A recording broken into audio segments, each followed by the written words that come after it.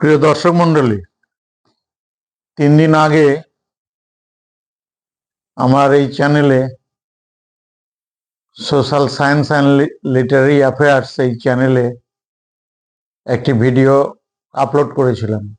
ভিডিওটি বিষয়বস্তু ছিল তার একদিন আগে চলবে বলে একটি ইউটিউব চ্যানেল থেকে একটি ভিডিও প্রকাশ করা হয় এবং তাতে সিপিআইএম দলের পক্ষ থেকে তাদের কর্মীদের চেতনা বৃদ্ধির জন্য কর্মসূচি নেওয়া হচ্ছে এবং নতুন কর্মীদের বলবার অধিকার দেওয়া হচ্ছে। সেই পরিপ্রেক্ষিতে আমি কিছু আলোচনা করেছিলাম। আলোচনার বিষয়বস্তুটা ছিল এইরকম: দীর্ঘ আন্দোলনের ফলে যেমন বামফ্রন্ট সরকার এসেছিল, তার যেমন ইতিবাচক দিক অনেক আছে, বেশ কিছু যেমন উন্নয়ন হয়েছে, তেমনি কিন্তু কিছু দিকে কিন্তু নজর দেওয়া উচিত ছিল। তার মধ্যে একটি ছিল যে কর্মীদের তারা যে রাজনৈতিক দলটি করে সেই দলটির উদ্দেশ্য এবং ভবিষ্যতে কি করতে চায় সে সম্পর্কে পরিচ্ছন্ন ধারণা থাকা দরকার। এটি দুটো বিষয়ই আছে। এই সরকারের আমলে যেমন পুরনো অনেক নতুন নেতৃত্ব উঠে এসেছেন, তেমনি আবার কিন্তু পার্টির মধ্যে অনেক নেতৃত্ব আছেন যাদের ধারণা কিন্তু সেইভাবে কিন্তু শক্তিশালী নয়। তারা পার্টিটাকে একটি সোশ্যাল সার্ভিস করার বা দক্ষিণপন্থীদের চাইতে একটি ভালো পার্টি এরকম একটা ধারণা থেকে ভালোবাসেন। হয়তো তার বাড়ির আশেপাশের কাছাকাছি অনেক বামপন্থী নেতৃত্বদের অনুকরণীয় মনে করেন সেই রকম ধারণা থেকে। কিন্তু তা সত্ত্বেও বলা দরকার যে কোনো দলেই কোনো যারা কর্মী আসবে বা নেতৃত্ব তৈরি হবে তাদের পার্টির কর্মসূচি, কর্মনীতি সম্পর্কে এবং ভবিষ্যৎ কর্মপন্থা সম্পর্কে, বর্তমান কর্মপন্থা সম্পর্কে কিন্তু একটা মোটামুটি পরিচ্ছন্ন ধারণা থাকা দরকার। সেইভাবে বলেছিলাম এবং তাতে কিছু ঘাটতির কথাগুলোও বলেছিলাম। কারণ কাজ করলে ভুল হয়, সেখানে সাফল্য যেমন থাকে তেমনি আবার নেতিবাচক দিকও কিছু তৈরি হয়। কিন্তু নেতিবাচক দিকগুলি ফেলে রাখলে চলে না, নেতিবাচক দিকগুলিকেও কিন্তু মেরামত করা প্রয়োজন। কারণ মহাভারতে যেটা বলেছে যে অল্প শত্রু যদি তবু নাশেরও কারণ মূলস্থ বল্মিক যথা গ্রাসে তরুগণ। এখানে শত্রু নয়, এখানে সমস্যা বা ঘাটতি ধরে নেওয়া যেতে পারে।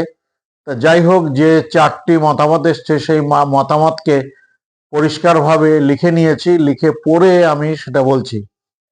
প্রথম একজন বলেছেন যে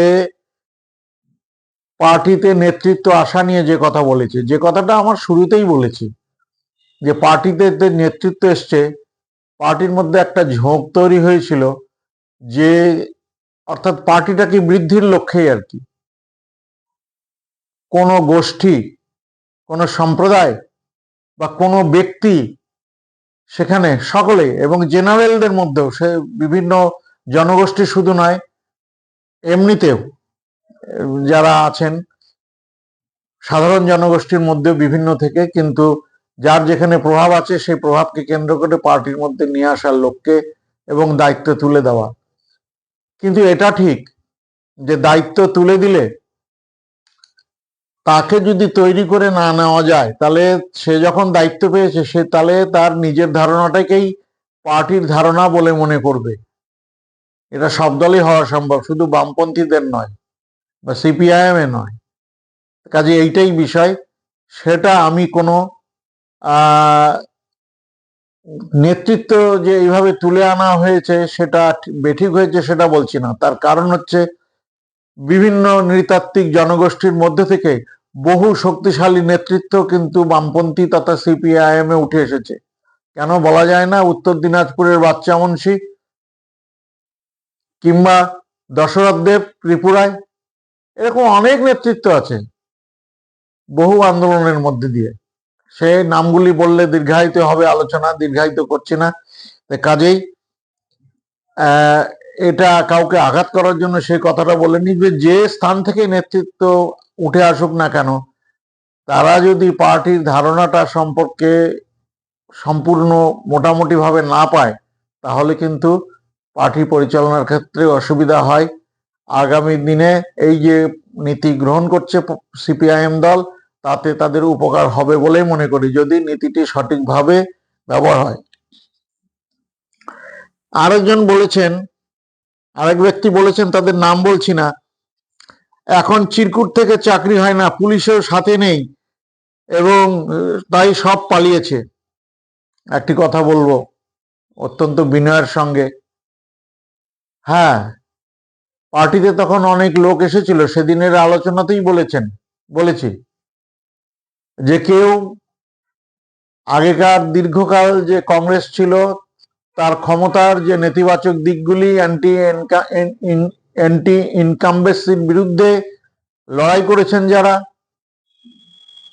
সিপিএম তথা বামপন্থী দলগুলিতে থেকে, আবার তেমনি যারা দল করতে পারেননি, যারা অ্যান্টি ইনকামবেন্সিতে বীতশ্রদ্ধ ছিলেন, তারা কিন্তু ভোটটা দিয়েছেন, ভোটটা দিয়ে পরবর্তীকালে পার্টিতে এসেছেন, তার ফলে কিন্তু পার্টির জনসংখ্যা বৃদ্ধি পেয়েছে সেখানে। কারণ সরকার মানুষকে উপকৃত করার জন্যই, কাজেই মানুষ যে উপকৃত হওয়ার জন্য বা সুবিধাবাদী দৃষ্টিভঙ্গি থেকে পার্টিতে এসেছিল, এইটা এইভাবে অপমান করার আমার অধিকার নেই বলেই মনে করি। কিন্তু হ্যাঁ, সবকিছু পাওনাটা নীতি নির্ধারণে হবে। আপনারা বলেছেন যে চিরকুটের মধ্যে চাকরি, কিন্তু চিরকুটের মধ্যে চাকরি কিন্তু 72 সালে সিদ্ধার্থ শঙ্কর মন্ত্রিসভা আসার পরে কিন্তু যেটা হয়েছিল, মন্ত্রীরা তো নিয়েছিলেন চাকরির অ্যাপয়েন্টমেন্টের স্বাক্ষরের ক্ষমতা নিয়েছিলেন অফিসারদের কাছ থেকে, সেটা অফিসারদের দায়িত্ব ছিল না। তারা আইনসভার সদস্য হিসাবে আইন প্রণয়ন ছাড়াও তারা এক্সিকিউশনের দায়িত্ব পালন করছিলেন তারা, যেটা ভারতবর্ষের স্বাধীন হওয়ার পর প্রথম সেটা দেখা গেল, আবার পরবর্তীকালে কোথাও দেখা গেছে কিনা জানি না। তো এই বিষয়টা আছে।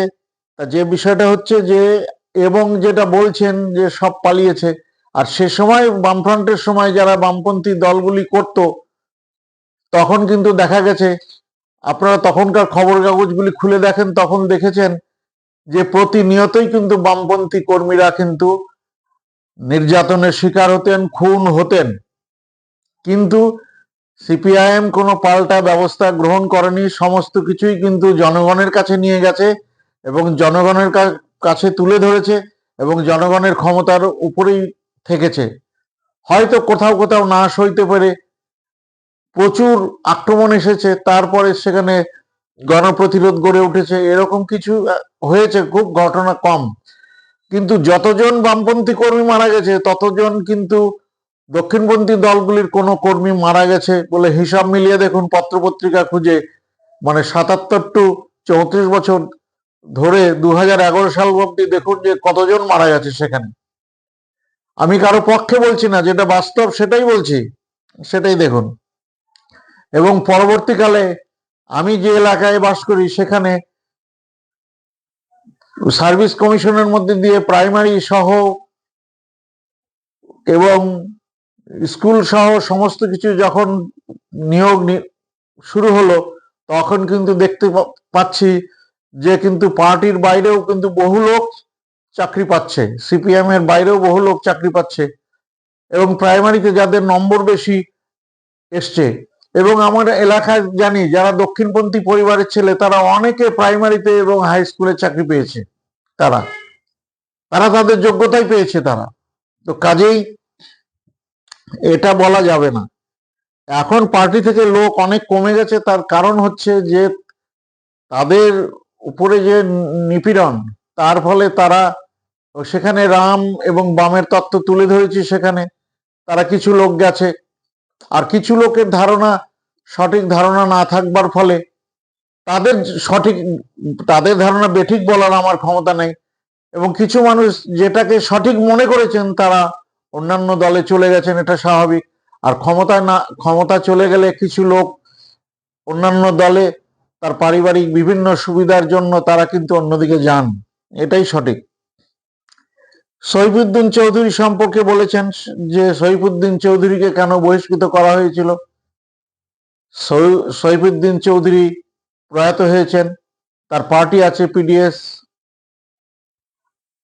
তো ঘটনা হচ্ছে যে সৈফুদ্দিন চৌধুরীকে একজন সাধারণ জনগণ হিসাবে আমার এলাকাতে যখন এসেছিলেন, তার জনসভা দেখেছি, তার বক্তব্য শুনেছি, পত্রপত্রিকায় তার কথা পড়েছি, এবং অনুসন্ধিৎস পাঠক হিসাবে তার সঙ্গে সিপিআইএম দলের যে মত পার্থক্য হয়েছিল সেই মত পার্থক্য সম্পর্কে পার্টির উচ্চতর নেতৃত্বরা যত সচেতন, একজন সাধারণ নাগরিক হিসাবে কিছু ধারণা আছে। সেটা হচ্ছে যে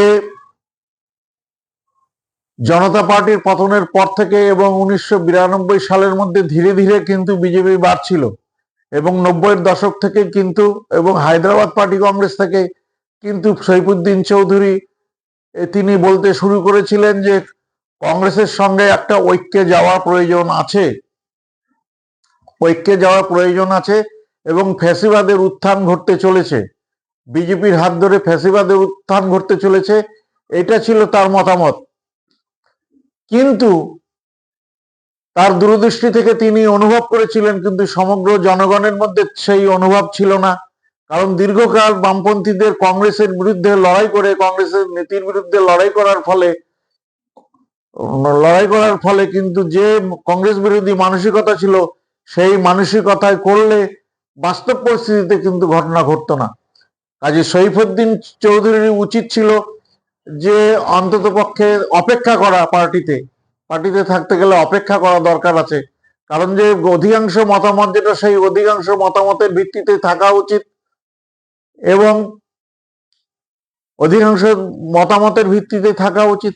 এবং তিনি বলেছিলেন যে বিশ্বজোড়া কমিউনিস্ট পার্টিগুলির যে নীতি আছে, ডেমোক্রেটিক সেন্ট্রালিজম বা গণতান্ত্রিক কেন্দ্রিকতা, সেই গণতান্ত্রিক কেন্দ্রিকতাকে তিনি, পরে অনেকে বলছেন যে এটা স্ট্যালিনবাদী নীতি, এবং পার্টির মধ্যে স্বাধীনভাবে কথা বলার অধিকার নেই।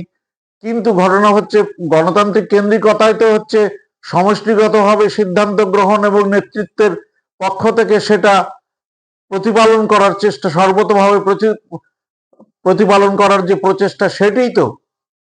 কাজে আর ঘটনা হচ্ছে যে বহু মানুষ নিয়ে কারবার সেখানে, এবং এই সমাজ ব্যবস্থার মধ্যে মানুষগুলি উঠে আসেন বিভিন্ন সমাজ থেকে, বিভিন্ন শ্রেণী থেকে। আমাদের গত্যন্তর করা এত সহজ নয়। বাস্তব পরিস্থিতিকে মেনে নিয়ে কিছু ত্রুটি বিচ্যুতি থাকে, তা সত্ত্বেও সংগ্রামকে এগিয়ে নিয়ে যেতে হয়।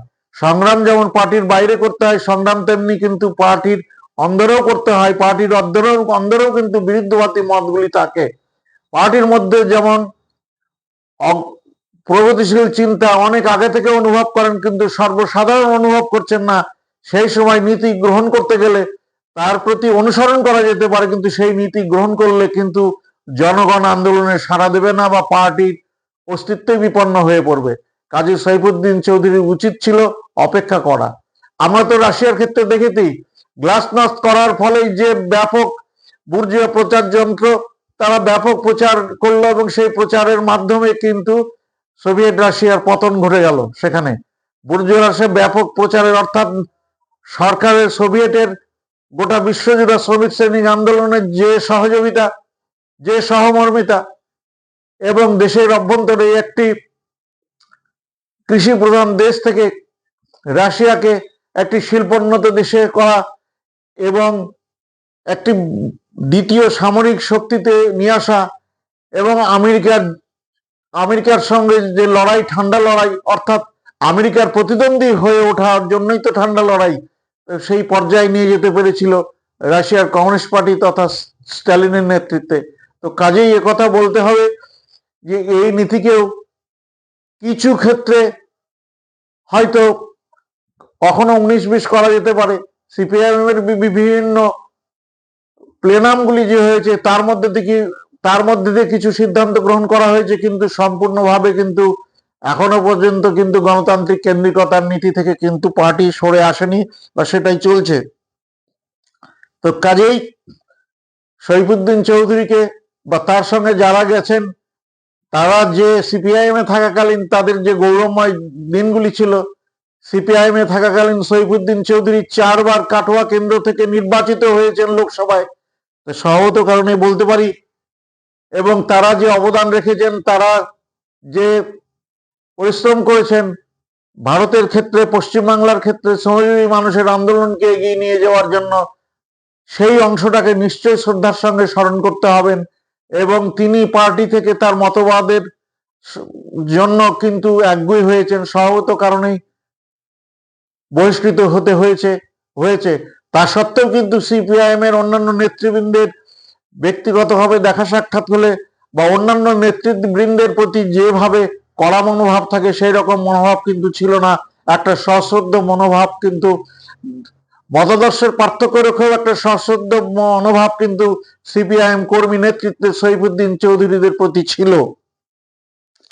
এবং আজকেও আমরা বর্তমান পরিস্থিতিতে দেখতে পাচ্ছি কলকাতার ক্ষেত্রে যে বিভিন্ন ফ্যাসিবাদী বিরোধী যে আন্দোলনগুলি হচ্ছে, অর্থাৎ মৌলবাদ বিরোধী যে আন্দোলনগুলি হচ্ছে, কখনো কখনো তো সৈফুদ্দিন চৌধুরীর প্রতিষ্ঠিত করে যাওয়া পার্টি যার নেতৃত্ব দিচ্ছেন এখন সমীর পুততুন্ডু, তারা তো আসছেন, অনুরাধা পুততুন্ডু তারা আসছেন, তারাও বামফ্রন্টের সমালোচনা করছেন। সমালোচনা তো করবেনই, আবার একত্রিত আন্দোলনও করতে হবে সেখানে। আর একজন বলেছেন যে কে কার মতাদর্শের উন্নতি করবে মাথায় ঢুকছে না, জন্ম থেকে ভুল কথা চালিয়ে যাচ্ছে, এরা কোনোদিন কোনো কথা ঠিক মতো বুঝতে পারে না। এটা ঠিক, সবসময় সবকিছু সঠিকভাবে বুঝবে তা না। ভারতবর্ষের বামপন্থী আন্দোলন ভুল বুঝেছে, সঠিক বুঝেছে, বেঠিক বুঝেছে, কিন্তু বহু আন্দোলনের ঐতিহ্য তৈরি করে গেছে সেখানে, এবং বহু আন্দোলনের ঐতিহ্য তৈরি করে গেছে সেখানে।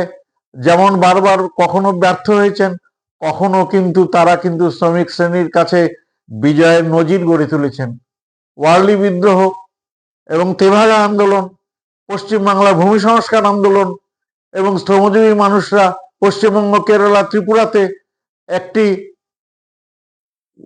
এই রাষ্ট্র ব্যবস্থার মধ্যে 3টি রাজ্যে তারা ক্ষমতায় এসছেন, যে অনিচ্ছুক হাতগুলি এই আইন থাকা সত্ত্বেও দক্ষিণপন্থীরা যে কাজগুলি করেননি, তারা এই কাজগুলি করতে প্রয়াসী হয়েছেন, সেখানে তারা অনেকটাই করেছেন, কিন্তু অনেকটা না করারও ত্রুটি ছিল।